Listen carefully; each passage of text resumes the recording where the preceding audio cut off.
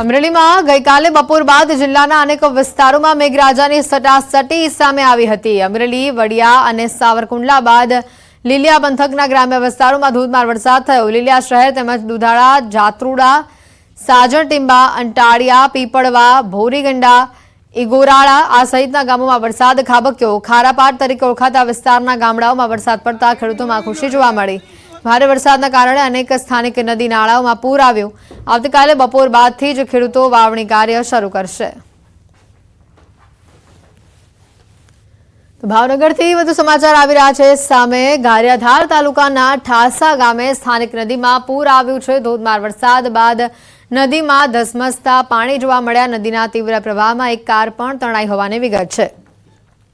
બજારમાં નીકળતી સ્થાનિક નદીના વહેણમાં ઓલ્ટો કાર તણાઈ। નદીમાં અચાનક આવેલા પૂરથી બંધ હાલતમાં ઉભેલી ઓલ્ટો કાર તણાઈ હતી।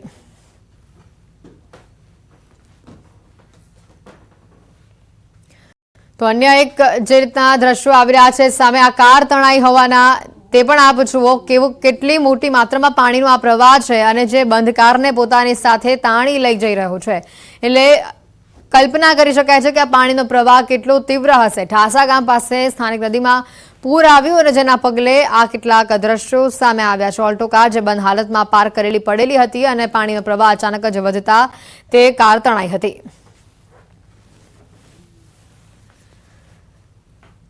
ભાવનગરના ગ્રામ્ય વિસ્તારોમાં પણ અચાનક વાતાવરણ પલટાયું। જિલ્લાના અનેક વિસ્તારોમાં ધોધમાર વરસાદ થયો। જેસર પંથકના વિસ્તારોમાં સાંજથી જ ધોધમાર વરસાદ થતા વાતાવરણમાં ઠંડક પ્રસરી। માહોલ સનાળા, કદમગીરી, ઝડકલા સહિતના ગામોમાં વરસાદ થયો। જેસર પંથકમાં વરસાદના કારણે ખેડૂતોમાં ખુશીનો માહોલ જોવા મળ્યો હતો।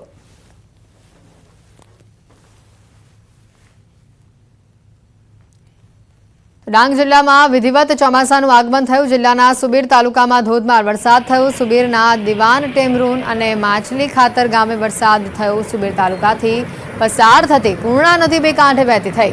વાવણી લાયક વરસાદના કારણે ખેડૂતોમાં ખુશીનો માહોલ જોવા મળ્યો।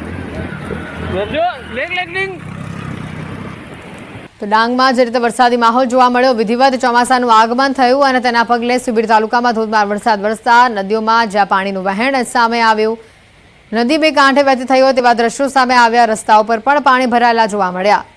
પૂર્ણા નદી બે કાંઠે વહેતી થઈ હોય તેવા આ દ્રશ્યો ડાંગથી સામે આવ્યા।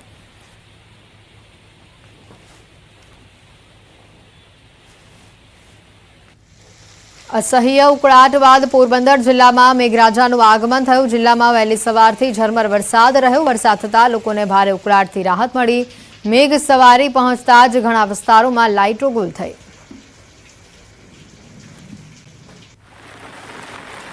પોરબંદરમાં અસહ્ય ગરમી બાદ વરસાદનું જે રીતે આગમન થયું, જિલ્લાના ઘણા ભાગોમાં ધીમી ધારે વરસાદ થયો અને વાવણી લાયક વરસાદ હોવાથી ખેડૂતોમાં પણ ખુશીનો માહોલ જોવા મળ્યો। તો લોકોને પણ વરસાદ થતાં ઠંડકનો અહેસાસ થયો, જેને લઈને લોકોમાં પણ ક્યાંક આનંદ જોવા મળ્યો।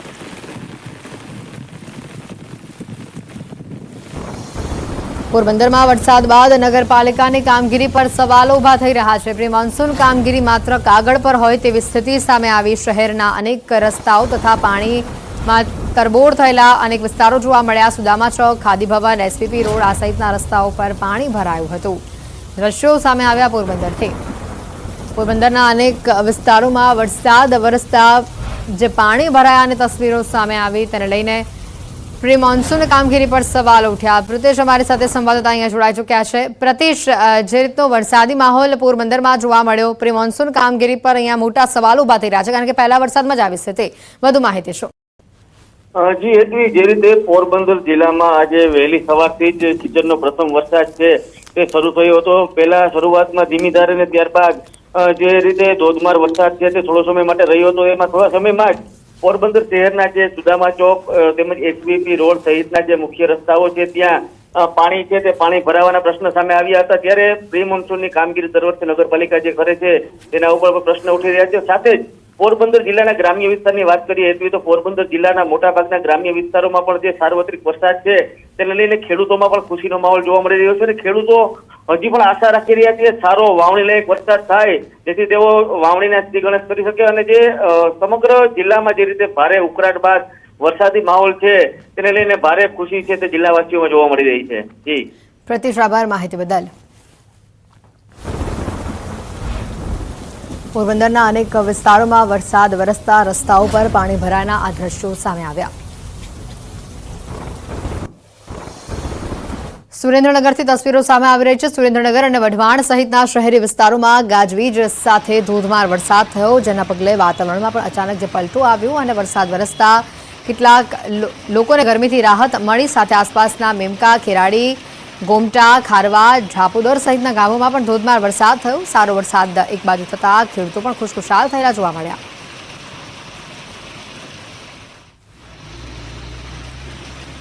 તો આ તરફ દ્વારકા જિલ્લામાં મોડી રાતથી જ વરસાદી માહોલ જામેલો છે। ભાણવડમાં વહેલી સવારે 2 ઇંચ જેટલો વરસાદ થયો। ભાણવડમાં મેઘરાજાએ ધમાકેદાર એન્ટ્રી કરી। સારા વરસાદી ઝાપટાથી રસ્તા ઉપર પાણી વહેતા થયા।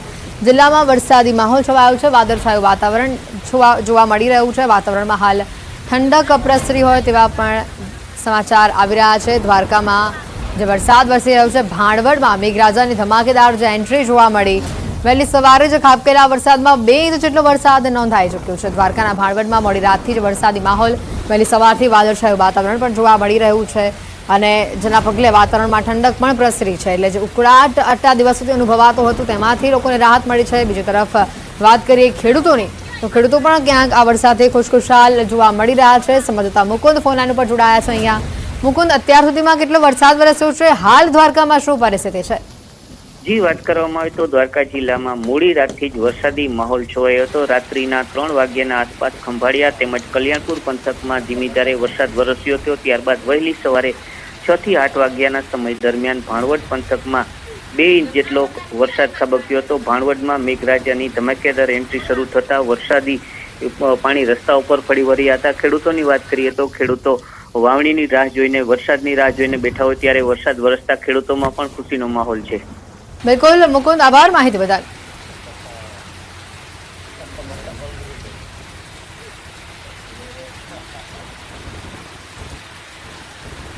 જૂનાગઢ જિલ્લામાં પણ મેઘરાજાનું આગમન જોવા મળ્યું છે। ગત મોડી રાત્રે માંગરોળ તેમજ આસપાસના વિસ્તારોમાં વરસાદ થયો। અસહ્ય બફારામાંથી લોકોને રાહત મળી।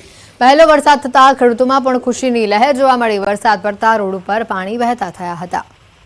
જૂનાગઢથી આ દ્રશ્યો સામે આવ્યા। માંગરોળ અને આસપાસના વિસ્તારમાં વરસાદી માહોલ છવાયેલો જોવા મળ્યો। અસહ્ય બફારાથી લોકોને રાહત મળી। વરસાદનું આગમન થતાં લોકોમાં પણ ખુશીનો માહોલ જોવા મળ્યો। તો ખેડૂતોમાં પણ ખુશી જોવા મળી। લોકોને આ બફારામાંથી રાહત મળતા લોકો પણ ખુશખુશાલ જોવા મળ્યા। વાત કરીએ અન્ય સમાચારોની, તો રાજકોટમાં સ્વામિનારાયણના સંત સામે દુષ્કર્મની જે ફરિયાદ નોંધાઈ છે, 2 સ્વામી સહિત 3 લોકો સામે દુષ્કર્મની ફરિયાદ નોંધાઈ છે। ખીરસરા ઘેડિયા ગામના ગુરુકુળના 2 સ્વામી સામે ફરિયાદ દાખલ કરવામાં આવી છે। સ્વામિનારાયણ સંપ્રદાયના ધર્મ સ્વરૂપદાસ સ્વામી, નારાયણ સ્વરૂપદાસ સ્વામી અને મયુર કાસુદરિયા નામના વ્યક્તિ સામે ફરિયાદ નોંધાઈ છે। મહિલાને ગર્ભવતી બનાવી ગર્ભપાત કરાવ્યાનો પણ આરોપ છે। 3 વર્ષથી દુષ્કૃત્ય આચરતું હોવાનું પીડિતાનો આરોપ છે। ગુરુકુળમાં જ મહિલા સાથે લગ્ન કર્યાનો ફરિયાદમાં ઉલ્લેખ છે। સ્વામીએ ગુરુકુળમાં જ મહિલા સાથે લગ્ન કર્યાની ફરિયાદ નોંધાઈ હતી।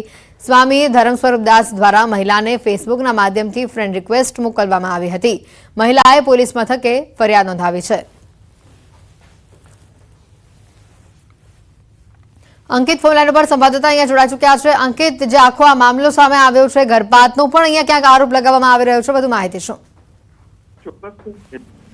વાત કરવામાં આવે તો રાજકોટ જિલ્લામાં સ્વામિનારાયણ સંપ્રદાયના સંતોને લાંછન લગાડતો આ કિસ્સો છે તે સામે આવ્યો છે।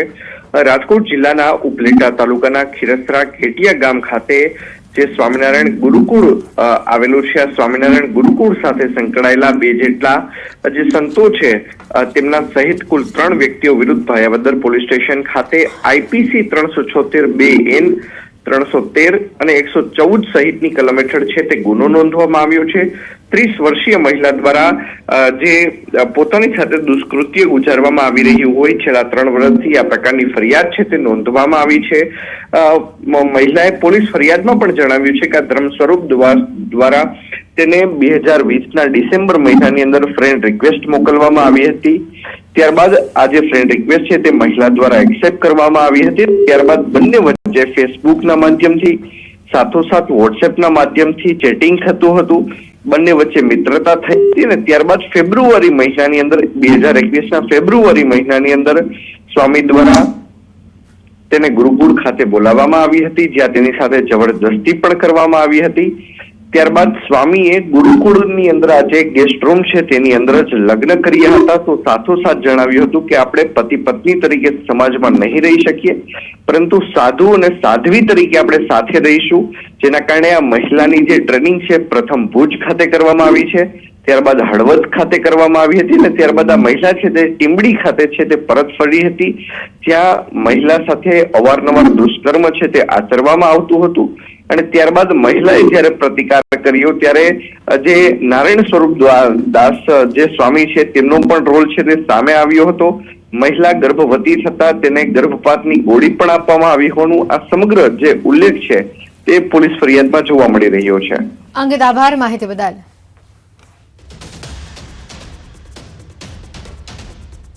અમદાવાદના ગીતા મંદિરથી ચોંકાવનારી ઘટના સામે આવી રહી છે. ગીતા મંદિર પાસે 1 કિલો સોનાની લૂંટની ફરિયાદ થઈ છે. જમાલપુર વિસ્તારમાં આવેલા અશરફી જ્વેલર્સના કર્મચારી 1 કિલો જેટલું સોનું લઈને ફરાર થયા. ગીતા મંદિર પાસેથી તે પસાર થઈ રહ્યા હતા અને આ દરમિયાન પહેલા એક્ટિવા પર 2 શખ્સો આવ્યા, તેને ઉભા રાખવામાં આવ્યા. રાયપુર દરવાજા ક્યાંથી જવાય તેવો રસ્તો પૂછવામાં આવ્યો અને બાદમાં થોડે આગળ જઈને તેની પાસેથી રહેલ સોનું ભરેલી જે બેગ છે તેને છીનવી લેવામાં આવી અને તે બાદ તેઓ તરત જ ફરાર થયા. જો કે સમગ્ર ઘટનાની જાણ પોલીસને કરવામાં આવતા પોલીસ તો કાફલો ઘટના સ્થળ પર પહોંચ્યો અને આસપાસના સીસીટીવી ફૂટેજના આધારે વધુ તપાસ શરૂ કરવામાં આવી. જો કે પોલીસે ફરિયાદીની પણ ઉલટ તપાસ શરૂ કરી છે.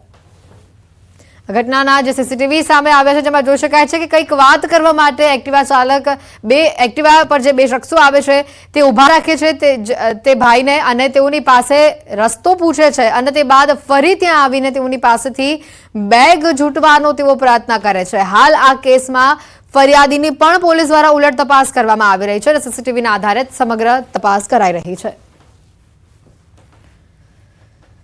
જે ગોલ્ડનો સામાન છે પોતાના બેગમાં લઈને જ્વેલર્સનો જતા હતા અને ત્યાં એ રસ્તા ઉપર આસ્ટોડિયાથી ગીતા મંદિર વચ્ચે 2 અજાણ્યા ઈસમો એક્ટિવા લઈને આવેલા હતા અને તેઓને રસ્તો પૂછવાના બહાને ઊભા રાખીને તેઓની પાસે જે બેગ હતું તે ઝૂંટવીને જતા રહેલા હતા.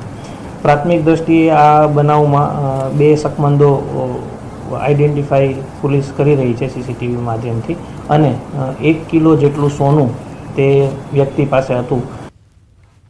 ગીર સોમનાથમાં મકાનમાં દીપડો ઘૂસ્યો હોવાનું સામે આવ્યું છે. ગીર ગરડાના ખિલાવડ ગામની ઘટના છે. બસ સ્ટેશન નજીક શિકારની શોધમાં આ દીપડો આવ્યો હતો.